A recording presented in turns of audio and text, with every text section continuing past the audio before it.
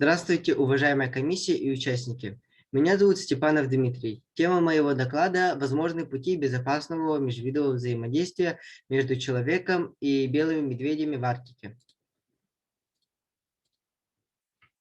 Актуальность темы заключается, во-первых, в необходимости устойчивого развития Арктики при сохранении окружающей природы.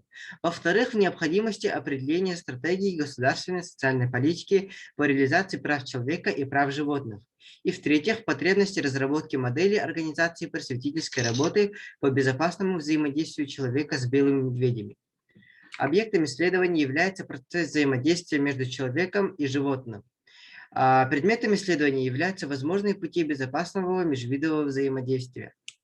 Исследование основано на гипотезе, что межвидовое взаимодействие между человеком и белыми медведями может быть безопасным при создании таких условий, как бережное отношение к животному миру с совершением обрядового поклонения, определение возможных путей правового регулирования, просветительская работа среди населения и инструктаж по применению способов отпугивания белого медведя.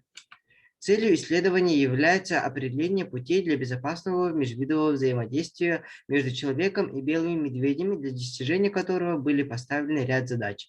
При выполнении работы были использованы такие методы исследования, как изучение литературы, опрос, анализ, статистическая обработка полученных данных. В рамках исследования проанализированы эволюционные научные воззрения ученых на взаимоотношения между людьми и животными. Также было изучено возможное поведение белого медведя при встрече с человеком. Выявлена типология социального взаимодействия между человеком и белыми медведями. Изучена законодательная база в вопросе охраны белых медведей и прав человека при случайных встречах с ними. Для определения путей безопасного межвидового взаимодействия человека и белого медведя был проведен опрос населения арктических районов Якутии. Большинство считает необходимым проведение специальных просветительских мероприятий по поведению во время встречи с белыми медведями. Для организации просветительской работы по безопасному взаимодействию при встречах с белыми медведями была разработана модель организации просветительской работы по безопасному взаимодействию при встречах с белыми медведями для детей школьного возраста.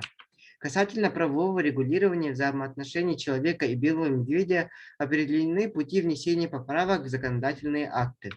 Таким образом, на основании изученного теоретического обоснования выделены пути безопасного межвидового взаимодействия человека и белых медведей. Поставленная цель достигнута, гипотеза доказана. Спасибо за внимание.